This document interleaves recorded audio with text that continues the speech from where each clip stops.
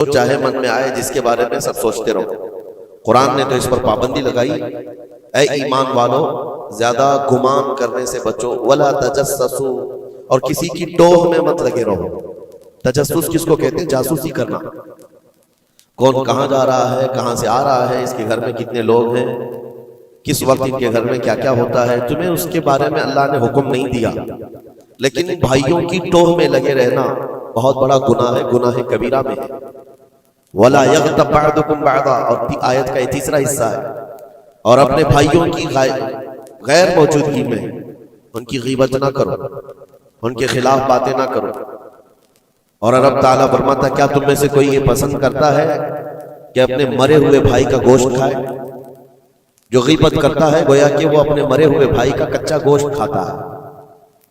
اور غیبت کے متعلق بہت سارے لوگوں کو ایسا لگتا ہے ارے میں تو پیٹھ پیچھے کیا سامنے منہ پہ بھی یہی بول سکتا ہوں.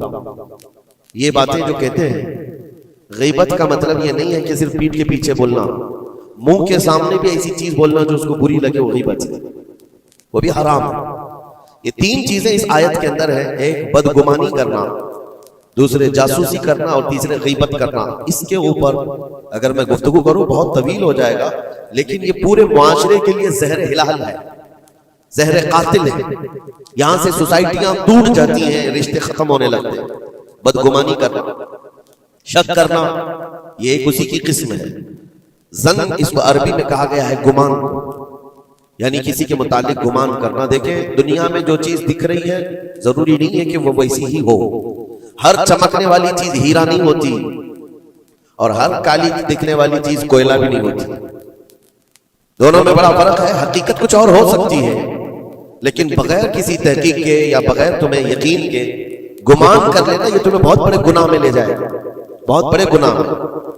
اب گمان کی قسمیں بھی میں آپ کو بتاؤں گا، اس سے قبل میں آپ کو بتاؤں سیدنا جنید بغدادی رضی اللہ تعالیٰ عنہ جو سید الطائفہ ہیں، ولیوں کے سردار ہیں، اپنے زمانے کے قطب، گھر میں بیٹھے ہوئے تھے. بڑے آپ گھر سے بھی مالدار تھے، بہت سارے لوگ اپنی ضرورت لے کر کے آتے تھے.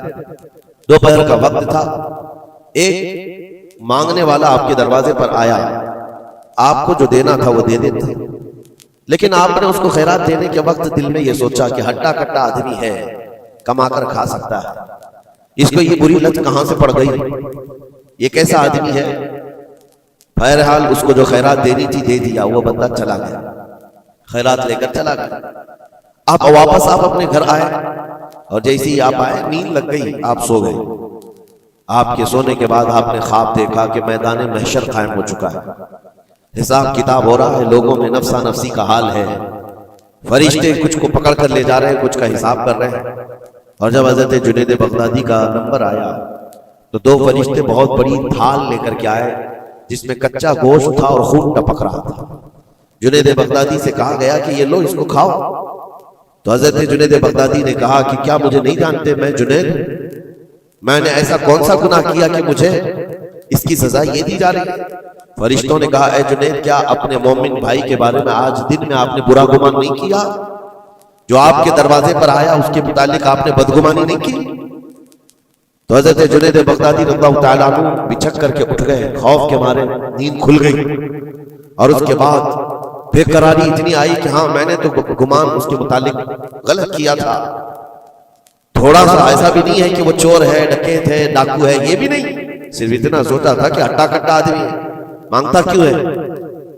حضرت جنید بغدادی اپنے گھر سے نکلے اس فقیر کو ڈھونڈنے کے لیے کہ جو میرے گھر آیا تھا. اور اس کے بعد ڈھونڈتے ہوئے اس کے پاس پہنچ گئے، جا کر کے اس سے معافی طلب کی. کہا کہ آج تو جو گھر پر آیا تھا میں نے تیرے متعلق یہ گمان کیا تھا کہ تو ہٹا کٹا آدمی ہے اور مانگ کر کھا رہا ہے. تو اس کے بعد اس شخص نے جو جواب دیا وہ حیرت میں تھا. میرے عزیزوں، نہ وہ فقیر تھا، نہ ہی وہ کوئی کمزور اور مجبور تھا، بلکہ اللہ کے ایک ولی تھے جو ان کے امتحان کے لیے آئے ہوئے تھے. حضرت جنید بغدادی رضی اللہ تعالیٰ عنہ کو اس سے زیادہ مال انہوں نے لوٹایا اور کہا اے جنید، تیرے مقامات کو اگر کوئی چیز ختم کرتی ہے تو مومنین کے متعلق بدگمانی کر. اگر تو آج یہاں نہ آتا تو تیرے مقامات روک دیے جاتے. آگے تم نہ معرفت و طریقت کے راستے پر بڑھ سکتے، کیونکہ یہ مرض ہے، یہ بیماری ہے. اس بیماری نے تو ہمارے معاشرے کو خراب کیا ہوا ہے. بدگمانی سے بچو. یہاں تک کہ لوگوں نے بہت جلدی اپنے دماغ پر یقین کر کے فیصلے بھی لے لیے ہیں. آپ مثال کے طور پر کسی گھر سے کوئی نکل رہا ہے اور آپ نے فوراً یہ گمان کر لیا کہ یہ اس گھر میں بدکاری کرنے کے لیے گیا تھا. آپ کی نیگیٹیوٹی جو ذہن میں تھی آپ نے گمان کیا اور اس پر یقین کی مہر بھی لگا دی. نہ اس سے آپ نے جا کر پوچھا کہ کون ہے, کیوں آیا تھا.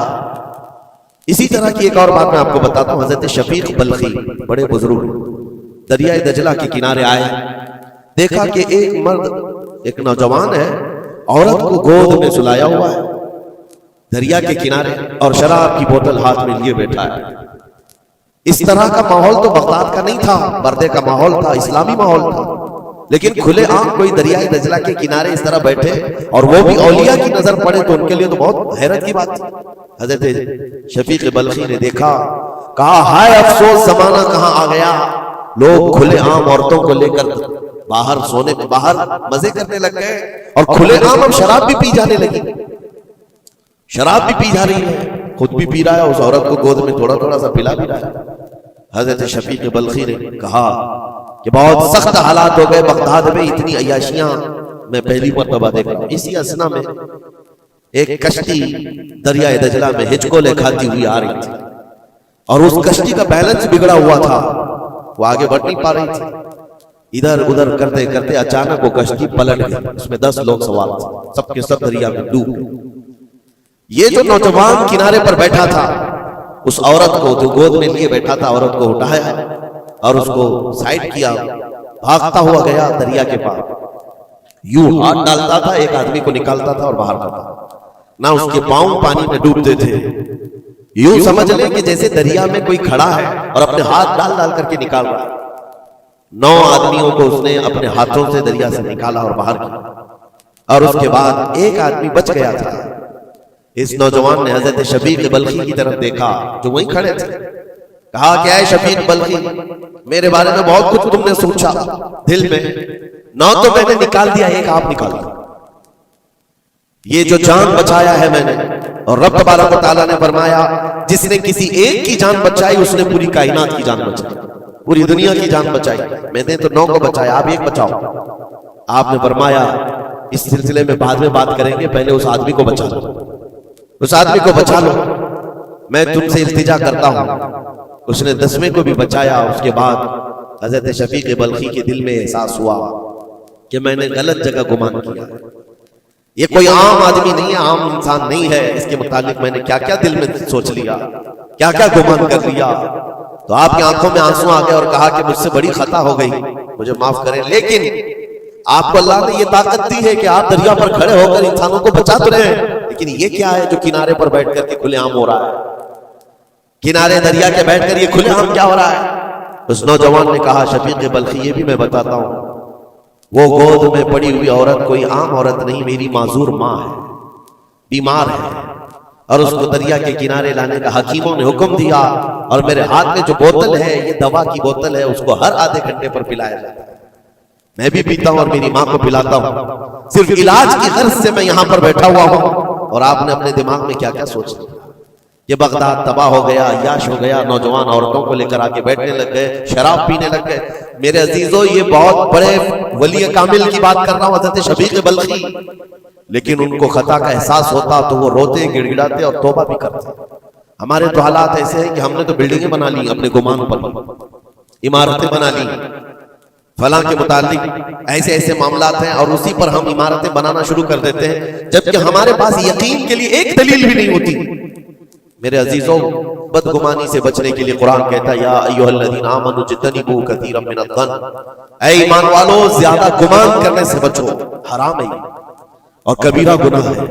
یہاں تک کہ فرمایا گیا کہ بدگمانی کرو گے مومنین کے متعلق, کل قیامت کے دن فیصلہ ہوگا, اور اگر تمہارا گمان غلط نکلا تو ساری نیکیاں تمہاری اٹھا کر اس بندے کو دی جائیں گی جس کے متعلق بدگمانی کیا تھا. اور تم نیکیوں سے اگر خالی تھے تو یہ مت سمجھنا کہ آپ کچھ نہیں لیا جائے گا, بلکہ جس کے متعلق بدگمانی کیے تھے اس کے گناہ اٹھا کر تمہارے اوپر ڈال دیا جائے گا. اس کے حقوق کی پامالی ہے, یہ حقوق العباد. اس لیے یہ گناہ ایسا ہے بلکہ ایک مرض ہے جو لوگوں کے اعتماد کو ختم کرتا ہے، رشتے بگڑ جاتے ہیں۔ مجھے یاد ہے ایک بات بہت پہلے کی، ہمارے زمانے طالب علم، میں نے تقریباً 8-10 سال دیکھا، دو گہرے دوست تھے، بہت گہرے دوست، ایک ساتھ کھاتے تھے، ایک ساتھ جاتے تھے، مشہور تھی دوستی۔ اور اتفاق ایسا ہوا کہ ایک محفل میں بیٹھے ہوئے تھے، ایک دوست جو ہے وہ مجھ سے بات کر رہا تھا، اور اس کا جو دوسرا دوست ہے وہ دور بیٹھا ہوا ہے۔ اب اس دوست نے مجھے کان میں کچھ بات کی، میں نے دیکھ کر ہنسا، وہ بھی مجھے دیکھ کر ہنسا، بات کچھ اور ہی تھی۔ سامنے والے کو ایسا لگا کہ ہم اس کے متعلق پلاننگ کر رہے ہیں، اور اس کو یہ لگا کہ ہم اس کے متعلق کچھ بری باتیں کر رہے ہیں، جبکہ نہ اس کے نام کا مسئلہ تھا، نہ ٹاپک تھا، کچھ نہیں تھا۔ بس اس بندے نے اس بدگمانی کی وجہ سے 10 سال تک بات چیت چھوڑ دی۔ کئی مرتبہ ہم نے بتایا بھی کہ تمہارا میٹر نہیں تھا، تمہارا مسئلہ نہیں تھا، سامنے والے کو یقین نہیں آتا، صرف اور صرف گمان کی بنیاد پر کہ وہ مجھے دیکھ کر ہنس رہا تھا تو میرے ہی متعلق بات تھی۔ یہ اپنے عقل کے فطور پر یقین کر کے عمارتیں بنا لینا تمہیں بہت بڑی گمراہی میں لے جاتا ہے۔ کئی مرتبہ ایسا ہوتا ہے کہ دھوکہ کھا جاؤ گے۔ اسی سورہ حجرات کی ایک اور آیت میں بتاؤں آپ، اللہ کریم فرماتا ہے، یا ایھا الذین آمنوا ان جاءکم فاسق بنبأ فتبینوا ان تصیبوا قوما بجہالۃ فتصبحوا علی ما فعلتم نادمین۔ یہ بدگمانی کرنے کا ایک اور ذریعہ، ایک راستہ ہے۔ کیا ہے؟ اللہ فرماتا ہے جب تمہارے پاس کوئی فاسق آدمی خبر لے کر کے آئے تو اس کی تحقیق کر لو۔ یہ اللہ کا حکم ہے۔ کوئی فاسق آدمی، فاسق کون ہے؟ اس کی مثالیں آپ کو مل جائیں گی۔ جو کھلے عام گناہ کرتا ہے وہ فاسق ہے۔ فاسق آدمی جب تمہارے پاس خبر لے کر کے آئے تو رب فرماتا ہے اس کی تحقیق کر لو، ورنہ یہ ہوگا کہ انجانے میں تم کو شرمندگی اٹھانی پڑے گی، تم اپنے کیے پر بعد میں پچھتاؤ گے، الا ما فعلتم نادمین، تم شرمندہ ہو جاؤ گے۔ اکثر ایسا ہوتا ہے کہ کوئی خبر لے کر کے تمہارے پاس آیا، اور آج کے زمانے کا بڑا فاسق یہ واٹس ایپ ہے، یہ بڑا فاسق ہے، اس کی باتوں پر کون یقین کرے؟ میرے عزیزوں، لوگ تو صرف ایک دوسرے کی ایڈٹ کی ہوئی تصویروں کو دیکھ کر کے ایمان لے آ جاتے ہیں، ہے نا؟ ایسا حقیقت ہے۔ واٹس ایپ یونیورسٹی کے فارغین تو ابھی زمانے میں بہت ہیں، ان کی نالج صرف اور صرف اسی سے ہے، انٹرنیٹ سے، واٹس ایپ سے، جبکہ ان کی تحقیقات پر اگر لگ جائیں تو اصل وجود میں کچھ ہے ہی نہیں۔ اسی لیے میرے عزیزوں، بدگمانی کرنے سے بچو، بدگمانی کرنے سے بچو، جس کی اصل ہی نہ ہو اس چیز کے پھیلانے کا ہم سبب بن جاتے ہیں کئی مرتبہ۔ اللہ کریم ہمیں اس بلائے عظیم سے محفوظ رکھے۔ مجھے ایک بات یاد آتی ہے، میں نے پڑھا تھا ٹرین میں ایک آدمی سفر کر رہا ہے اور اس کے ساتھ 3 بچے ہیں۔ بڑے بیٹے کی عمر 7 سال کی، دوسرے بیٹے کی عمر 5 سال کی، تیسرے کی 3 سال کی، چھوٹے بچے 7، 5 اور 3 سال کی عمر کے بچے ہیں۔ اب وہ بندہ جب ٹرین میں سفر کر رہا ہو 3 بچوں کو لے کر کے، اور جب بیٹھا ہوا ہے ٹرین میں، کوئی بڑا ادھر سے کودتا ہے، کوئی ادھر سے اچھلتا ہے، یہ تینوں اچھل کود ایسی مچائے ہوئے ہیں کہ اس مسافر کا آرام اور سکون غارت ہو گیا ہے۔ تھوڑی دیر تک کوئی برداشت کر لے گا، اور اس کے بعد مسافر دیکھ رہے ہیں دوسرے۔ بڑا مسئلہ تو یہ ہے کہ اچھل کود تو بچے کر رہے ہیں، باپ ایک جملہ بھی ان کو منع نہیں کر رہا، نہ بڑے سے کہتا ہے کہ بیٹھ جا، نہ چھوٹے کو سنبھالتا ہے، اچھل کود کر رہے ہیں اور یہ خاموشی سے بیٹھا ہوا ہے کونے۔ سامنے کے پیسنجر دیکھتے رہے اور کہا کہ کتنا بے غیرت آدمی ہے، بچوں کو ایسے کھلے عام چھوڑا ہوا ہے، بیلوں کی طرح ناچ رہے ہیں۔ اب کانا پھوسی بھی شروع ہو گئی۔ تھوڑی دیر کے بعد جب یہ زیادہ ہو گیا تو لاوا پھٹ ہی جاتا ہے لوگوں کا۔ کوئی کسی کی گود میں کود پڑ رہا ہے، کوئی اچھل کود کرتے ہوئے بچہ کسی کے ہاں لٹک جا رہا ہے۔ یہ 1 گھنٹہ تماشا ہوا تو اس کے بعد لوگوں کے صبر کا دامن چھوٹ گیا، بولنا شروع کر دیا، اور سب نے مل کر کے جب اس کو کوسنا شروع کیا، بھائی صاحب آپ کے بچے ہیں؟ اس نے کہا میرے بچے ہیں۔ کہا کچھ تو تمیز سکھاؤ، سفر کے آداب تو بتاؤ، کوئی وہاں سے کود رہا ہے، کوئی یہاں سے کود رہا ہے، سارے لوگوں کا آرام غارت کر کے رکھا ہے ان بچوں نے۔ آپ باپ ہیں، آپ کو تمیز نہیں آتی، آپ کو تربیت کا انداز نہیں معلوم۔ سب کی ڈانٹ ڈپٹ سنتا رہا، اور اس کے بعد تھوڑی دیر کے بعد بھرائی ہوئی آواز نکلی، اس کی درد بھری آواز نکلی۔ کہا میں ان کو تربیت اچھی طرح سے دیتا ہوں، تمیز بھی ہے سب، لیکن مسئلہ یہ ہے کہ آج ہی صبح ان کی ماں، میری بیوی کا گھر میں انتقال ہو چکا ہے۔ وہ میکے گئی ہوئی تھی، یہ بچے میرے پاس تھے، مجھے صبح خبر آئی ہے ان کی ماں کا اچانک دورہ پڑنے سے انتقال ہو چکا، میں نے ابھی تک ان بچوں کو بتایا نہیں کہ ان کی ماں کا انتقال ہوا۔ یہ جتنا اچھل کود کر رہے ہیں، کھیل رہے ہیں، ابھی گھر پہنچیں گے تو ان کی ساری خوشیاں ختم ہو جائیں گی۔ یہ اپنی ماں کی مردہ لاش کو دیکھیں گے تو سارا اچھل کود چلا جائے گا۔ بس میں اس لیے ان کو اتنی دیر کے لیے چھوڑا تھا کہ جتنی دیر خوشی منا سکے منا لیں، پھر زندگی بھر ان کو ماں کو کھونے کا احساس تو ستاتا ہی رہے گا۔ بس اتنا جملہ اس کا نکلا تو ہچکیاں بند گئی، جو بغل میں موجود مسافر تھے سب کی آنکھوں میں آنسو آ گئے۔ اب کوئی بچے کو اٹھاتا چومتا تھا، کوئی اس کو گود میں اٹھا رہا ہے، بچوں کو خبر نہیں ہے کہ ان کی ماں کا انتقال ہوا ہے، اور یہ بندہ ان کو سفر پر لے جا رہا ہے، لیکن تھوڑی ہی دیر کے لیے دوسرے مسافروں نے کیا کیا بدگمانیاں کر لی۔ میرے عزیزوں، کس کی زندگی میں کیا چل رہا ہے آپ کو خبر نہیں ہے۔ کئی لوگوں کی زندگیوں میں سمندر موجیں مار رہا ہے، اور آپ اسے دیکھ کر کے نہ جانے بے غیرت سمجھ لیتے ہیں، کبھی اس کو بدتمیز سمجھ لیتے ہیں۔ یہ بدگمانیاں ہیں جو بندے کو یہاں تک لے آتی ہیں۔ اور بدگمانی کرنے کا ایک طریقہ یہ بھی ہے کہ حضرت امام راضی فرماتے بندہ بسا اوقات کافر بھی ہو جاتا ہے، کفر تک چلا جاتا ہے بندہ، کیونکہ گمان پر اگر یقین کرنے لگ جائے۔ اس لیے بچو ان چیزوں سے، اور مومنوں کی عزت کو پامال کرنا یہ آسان نہیں ہے۔ صرف اور صرف میں نے کئی مرتبہ دیکھا ہے، اڑتی خبریں آتی ہیں تو ہم اس پر یقین کرنے کے قریب ہو جاتے ہیں۔ اللہ ہمیں بھی اس کی ہدایت۔ یہ بہت باریک چیز ہے جس سے بچنا ناممکن نہیں تو مشکل ضرور ہے۔ میرے عزیزوں، اس سے بچنے کا ایک طریقہ یہ ہے، بندہ یہ سوچ لے کہ مجھے رب تعالیٰ نے اس دنیا میں کس لیے بھیجا ہے۔ سب کا حساب کتاب لکھنے کے لیے بھیجا ہے، سارے لوگوں کا اعمال نامہ مجھے پوچھا جائے گا قیامت کے دن، فلاں کیا کرتا تھا، فلاں کیا کرتا تھا۔ جب مجھے رب تعالیٰ نے اس کا مکلف ہی نہیں بنایا تو خواہ دوسروں کی زندگیوں میں کیوں دخل اندازی کروں، کیوں لوگوں کے متعلق گمان پال کر کے بیٹھوں۔ آپ کو اس روئے زمین پر جو بھیجا گیا وہ اللہ نے اپنی عبادت کے لیے بھیجا ہے، اپنی رضا کے لیے۔ ہم اس کی رضا تو حاصل نہ کر سکے، اس کی عبادت میں کامل ہو نہیں سکے، اور دوسروں کے عیوب پر ہم لوگوں نے اپنی پوری انرجی خرچ کرنا شروع کر دیا۔ عزیزان گرامی وقار، یہ پرفتن دور ایسا ہے۔ اب میں جو قسمیں بتا رہا تھا زن کی، دیکھیں بسا اوقات بندے سے بندے کا گمان اپنی جگہ پر، آپ میرے بارے میں کیا سوچتے ہیں مجھے معلوم نہیں، میں آپ کے بارے میں کیا سوچتا ہوں وہ آپ کو بھی نہیں معلوم۔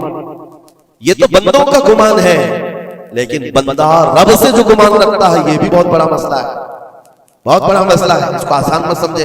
یہ دماغ کے گھوڑے جب دوڑتے ہیں اس پر کنٹرول بھی تو نہیں ہوتا ہے، کہاں تک جائے گی گمان۔ مسلم شریف کی حدیث ہے، میرے آقا صلی اللہ تعالی علیہ وسلم فرماتے ہیں شیطان تمہارے پاس آتا ہے گمان کے راستے سے، تم سوچنے لگتے ہو آسمان کو کس نے بنایا، یہ سوچ ہی تو ہے، تمہارا دل جواب دیتا اللہ نے بنایا۔ زمین کو کس نے بنایا، اللہ نے بنایا۔ چیزیں سوچتے جاتے ہو اس سے پہلے کیا تھا، اس سے پہلے کیا تھا، اس سے پہلے کیا تھا، اور یہ جب دماغ کے گھوڑے دوڑنے لگے تم نے اس کو نکیل نہیں تھامی تو یہ لے کر کے جاتا ہے دماغ، اخیر میں یہ گمان ڈالتا ہے پھر اللہ سے پہلے کیا تھا، یا پھر اللہ کو کس نے بنایا۔ یہاں آ کر کے تمہارے ایمان پر ڈاکہ پڑ جاتا ہے اور تم شش و پنج میں رہ جاتے ہو۔ خود سے اگر کچھ سوچ کر فیصلہ کر لیا کہ اللہ کے پہلے ایسا تھا یا اللہ ایسا تھا، نعوذ باللہ، تو کفر ہو گئے۔ ایک گمان کے راستوں کو آزاد چھوڑنے کا حکم نہیں دیا گیا ہے۔ اسی لیے میاں ہم اور آپ تو چھوڑیں، اولیاء کی بات بھی چھوڑیں، امت کے جو سب سے اعلیٰ قسم کے لوگ تھے وہ صحابہ تھے، سب سے اعلیٰ، قیامت تک پیدا ہونے والوں میں جو سب سے اچھے تھے اللہ نے ان کو صحابی رسول بنا۔ صحابہ کرام بات کر رہے تھے آپس میں کس مسئلے میں؟ تقدیر کے بارے میں، تقدیر کے متعلق بات کریں۔ تقدیر کے بہت سارے مسئلے جس میں دماغ کی گرہیں ایسی آزاد ہو جاتی ہے، بندہ سوچنے لگ جاتا ہے۔ تقدیر کیا ہے؟ جو کچھ بھی دنیا میں ہونے والا ہے اللہ تعالیٰ نے اس کو پہلے سے لکھ دیا ہے۔ یہ یقین ہے کہ نہیں آپ کا تقدیر؟ اور تقدیر کا انکار کرنے والا کافر ہے۔ یعنی جو کچھ اچھائی یا برائی زندگی میں ہو رہی ہے اللہ نے اس کو پہلے سے لوح محفوظ میں لکھا، یہ تقدیر ہے۔ اب بندہ یہاں سوچنے لگتا ہے اگر پہلے سے لکھا ہوا تھا تو مجھے تو وہی کرنا ہے جو وہاں لکھا ہوا ہے، اس میں میرا کیا قصور ہے؟ گناہ کرتا ہے اس کے بعد بولنے لگتا ہے تو پہلے سے لکھا ہوا تھا۔ کچھ بھی کرے گا اور اس کے بعد یہ گمان کرنے لگے گا کہ وہاں تو لکھا ہوا تھا میں ایسا کر رہا ہوں۔ تقدیر کے مسئلے ایسے ہیں کہ بعض لوگ سوال کرنے لگ جاتے ہیں کہ میاں اگر اللہ نے پہلے سے لکھا ہے تو پھر بندے کا کیا قصور ہے اس میں جو گناہ کر رہا ہے؟ اور اگر پہلے سے لکھا ہوا نہیں ہے تو پھر تقدیر نہیں ہے. ان مسائل میں گفتگو کرتے کرتے گمان کرتے کرتے بندہ کفر تک پہنچ جاتا ہے. کچھ فرقے بھی بن گئے اسی بات جبریہ قدریہ. اب میں یہاں پر اس لیے یہ بات کر رہا ہوں نبی کریم صلی اللہ تعالی علیہ وسلم نے صحابہ کو منع کر دیا کہ اس مسئلے میں گفتگو زیادہ نہ کرو, تو عام لوگ تو چھوڑ. اب زن کی قسمیں میں بتا رہا ہوں, گمان کی وہ 4 قسمیں بتائی گئی.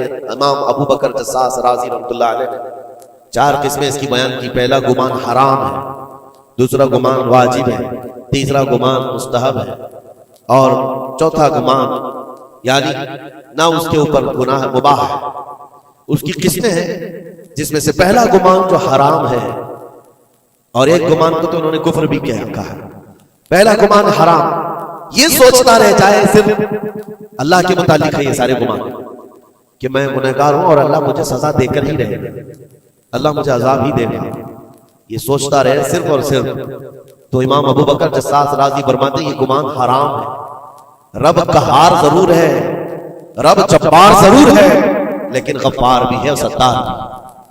تم نے اگر صرف یہی گمان کیا کہ مجھے سزا دے گا مجھے سزا دے گا, تو یہ گمان حرام ہے. اس پر مجھے اعلیٰ حضرت فاضل بریلوی رحمۃ اللہ تعالی علیہ کی بات یاد آتی ہے. ان کا گمان کیسا تھا, سوچتے تھے بارگاہ مصطفیٰ کریم, کہتے ہیں ڈر تھا کہ عصیاں کی سزا اب ہوگی یا روزے جزا. ڈر تھا کہ گناہوں کی سزا اب ہوگی یا روزے جزا. دی ان کی رحمت نے سزا, یہ بھی نہیں وہ بھی نہیں, یہاں بھی نہیں ہوگی وہاں بھی نہیں ہوگی, رحمت نے سزا آواز دی. ہاں گناہوں کے متعلق ہمیں تو گمان ہے کہ سزا ہوگی. میرے اعمال کا بدلہ تو جہنم ہی تھا, میں تو جاتا میرے سرکار نے جانے نہ دیا. یہ گمان ہے. بارگاہ مصطفیٰ میں گمان اعلیٰ رکھو, اور رب تعالیٰ کے متعلق جب گمان کرنا ہو تو حدیث قدسی ہے, مسند احمد کی حدیث ہے. اللہ تعالیٰ فرماتا انا عند ظن عبدی بی, میں اپنے بندے کے گمان کے مطابق سلوک کرتا ہوں. بندہ میرے متعلق جیسا گمان کرتا ہے میں اس کے ساتھ ویسا سلوک کرتا ہوں. اب تمہارا ہے, یہ تمہاری مرضی ہے. اور حدیث کا آگے کا ٹکڑا بھی ہے فَلْيَظُنُّ مَا شَاءَ بِي, بندہ جو چاہے میرے بارے میں گمان کر لے. تم سخت قسم کا خدا گمان کر کے بیٹھے ہو, سختیوں کا سلوک ہو جائے. اسی لیے میں نے اس سے قبل بھی ایک بار کہا تھا, جب کسی کے گھر میں انتقال ہوتا ہے فرشتے آ جاتے ہیں, مرے ہوئے انسان کو اٹھانے سے پہلے تک وہ گھر والوں کو سب دیکھتے رہتے کون کیا کیا بول رہا, اور اس کی ساری رپورٹ لے جا کر بارگاہ رب العزت میں عرض کرتے ہیں. اللہ تعالیٰ پوچھتا ہے فرشتوں سے, آج اس گھر میں ایک جان کو ہم نے لیا, وہ لوگ میرے متعلق کیا گمان کر رہے تھے, کیا سوچ رہے تھے اور کیا کہہ رہے تھے. فرشتے کہتے ہیں اے مولا فلاں کہہ رہا تھا کہ میرے گھر پر بڑا ظلم ہو گیا, میرا عزیز بچہ لے لیا, میرے گھر پر ایسی چیز آفت آ گئی, سب باتیں. تو رب تبارک و تعالیٰ فرماتا ہے فرشتوں گواہ ہو جاؤ, انہوں نے جیسا میرے متعلق گمان کیا میں ان کے ساتھ ویسا سلوک کروں گا, دنیا میں بھی اور آخرت میں بھی. اور پھر کسی گھر سے فرشتے جاتے ہیں جو نیک لوگوں کا ہوگا, رب تعالیٰ پوچھتا ہے یہاں کیا کہا جا رہا تھا میرے متعلق, کیا سوچا جا رہا تھا. فرشتے کہتے ہیں مولا ان کے گھر پر بڑی غم کی بات تھی, بڑی مصیبت تھی, ان کے باپ کا انتقال تھا, لیکن ہر کوئی کہہ رہا تھا انا للہ و انا الیہ راجعون, ہم اللہ کے لیے ہیں اور اللہ ہی کی طرف لوٹنے والے ہیں. رب تعالیٰ فرماتا ہے فرشتوں تم گواہ ہو جاؤ, اس سے بہتر ان کو نعم البدل دنیا میں دوں گا اور اس سے بہتر آخرت میں عطا کروں گا. تو اللہ کریم کے بارے میں گمان کیا رکھنا ہے, یہ بھی غور و فکر کے ساتھ. یہ ظن حرام سے بچو, ظن کفر سے بچو, اور ظن واجب ہے ایک جو فقہ کے مسئلے ہیں. یہ احادیث جس کو ظنی احکام کہا جاتا ہے وہ سب یہاں پر ڈسکس کریں تو آپ کے اوپر سے باؤنس چلا جائے. اور مومنین کے متعلق مستحب ہے, اچھا گمان کرنا ہر ایک کے متعلق مستحب ہے. اور مباح جس کو کہا گیا ہے وہ ایسا ہے کہ آپ کے بلا اختیار کچھ گمان آیا ہے, آپ نے سوچا نہیں, تو یہ مباح ہے. اور خیر کا گمان کرنا, ظن المؤمنون خیرا, حضور پاک صلی اللہ ظن المؤمنین خیرا, میرے آقا صلی اللہ علیہ وسلم نے فرمایا مومنوں کے بارے میں ہمیشہ اچھا گمان رکھو, اچھا گمان رکھو. کوئی مر گیا اور جنازہ جا رہا ہے, یہ حدیث یہ بھی میں بتا دوں آپ, تمہارے گمان کرنے سے اور تمہارے بولنے سے کتنا فرق پڑتا ہے. ایک جنازہ جا رہا تھا, حضور پاک صلی اللہ علیہ وسلم تھے, وہاں پر بہت سارے لوگ کھڑے تھے, اس کی تعریف کرنے لگے, کیا اچھا آدمی تھا, کتنے اچھے اعمال تھے اس کے, سب کے ساتھ بھلائی کرتا تھا. حضور پاک نے فرمایا بچ واجب ہو گئی. پھر ایک جنازہ نکلا اور لوگ اس کے متعلق کہنے لگے بڑا بدکار آدمی تھا, یہ زمین کا بوجھ ہے چلا گیا. لوگوں کے ساتھ برائیاں کرتا تھا. حضور نے فرمایا واجبت، واجب ہو گئی. صحابہ نے پوچھا دونوں پر واجب ہو گئی؟ حضور نے فرمایا پہلے پر جنت واجب ہوئی، دوسرے پر دوزخ واجب ہوئی. تم نے جس طرح سے اس کے متعلق اپنا وہ بنایا، دماغ بنایا. مومنین جو کثیر مومنین اور یعنی صلاح و تقوی والے مومنین جس کے متعلق اچھا گمان کرے، اللہ بھی اس کے ساتھ اچھا سلوک فرماتا ہے. اسی لیے میرے عزیزوں، کیا جاتا کیا ہے اچھا گمان کرنے میں؟ خرچہ کون سا ہے آپ کا؟ پیسے کون سے لگتے ہیں آپ کے؟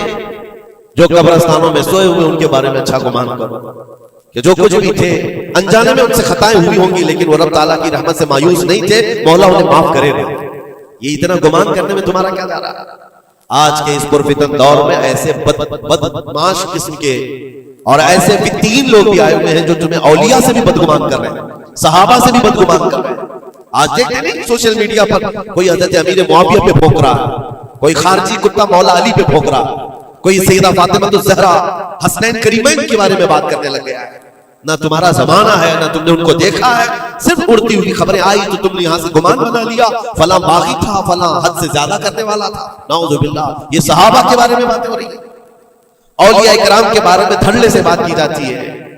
وہ ایسے تھے، انہوں نے ایسا کیا، انہوں نے ویسا کیا. معاذ اللہ، جس وقت تمہاری پکڑ ہوگی تمہیں دلیل دینی پڑے گی. کہا جائے گا ہاتھوں برہانکم ان کنتم صادقین، اگر تم سچے ہو تو دلیل لاؤ. جو کچھ تم نے سوچا یہ بندہ ویسا تھا، ثابت کرو. ثابت کر سکو گے؟ صاحب معاملہ تب کبھی تم سے ملا ہی نہیں، تم نے پہاڑ بنا رکھا ہے. اپنی نیکیوں کو غارت کرنے سے بچائیں. پھر قرآن کی آیت پڑھتا ہوں، اے ایمان والو کثیر گمان کرنے سے بچو. اس کے دو حصوں پر تو میں نے بات ہی نہیں کیا. ولا تجسسوا، جاسوسی مت کرو. یہ جو ٹپر بنے ہوئے گھومتے ہیں، مومنین کی خبریں پولیس والوں کو دینا، حکومت کے عہدیداروں کو پہنچانا، اس کو تو آج سمجھتے پیشہ ہے. یہ 500 کی نوٹ ملتی ہوگی، اس کی مثال ایسی ہے کسی کتے کو ہڈی ڈالی جا رہی ہے اور وہ ان کے پیچھے تم ہلاتے ہوئے بھاگ رہا. تمہیں پتا بھی ہے کتنا بڑا گناہ ہے یہ، کتنا بڑا گناہ ہے. ارے تم ہے، لعنت ہے ایسی زندگیوں پر. تم کو زندگی اس لیے ملی کہ تم مومنین کی اور مسلمانوں کی خبرگیری کرو اور یہاں کی جاسوسی لے جا کر کفار کو دو.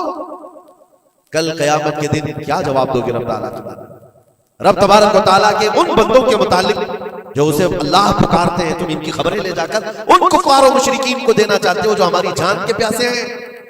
مسلمانوں میں سے اگر کوئی ہے تو باز آ جائے، توبہ کر. اتنا خطرناک گناہ ہے کہ مرنے کے بعد قبر میں اس کا چہرہ قبلے سے بدل دیا جائے. کب قبلہ سے بدل دیا جائے گا اس کا چہرہ، اس کو قبلے کی طرف رکھنے نہیں دیا جائے گا. عزیزان گرامی اوقات، اللہ کریم ایسی بری نوبتوں سے ہمیں محفوظ فرمائے، ایسی بری ڈیوٹی سے اللہ محفوظ فرمائے. کریم خدا ارحم الراحمین کی بارگاہ میں دعا ہے کہ ہمیں ہماری عقل پر کنٹرول کی توفیق دے اور ہمیں مومنین کے متعلق حسن ظن کی توفیق عطا فرمائے. بدگمانی سے کیے ہوئے گناہوں سے مولا ہم کو معاف فرمائے. رب تبارک و تعالی ہماری گمان سے مومنین کا کسی کا دل دکھا ہو، ہم تیرے بارگاہ میں سچی توبہ کرتے ہیں، مولا ہمیں معاف فرمائے. حضور میری تو ساری بہار آپ سے ہے،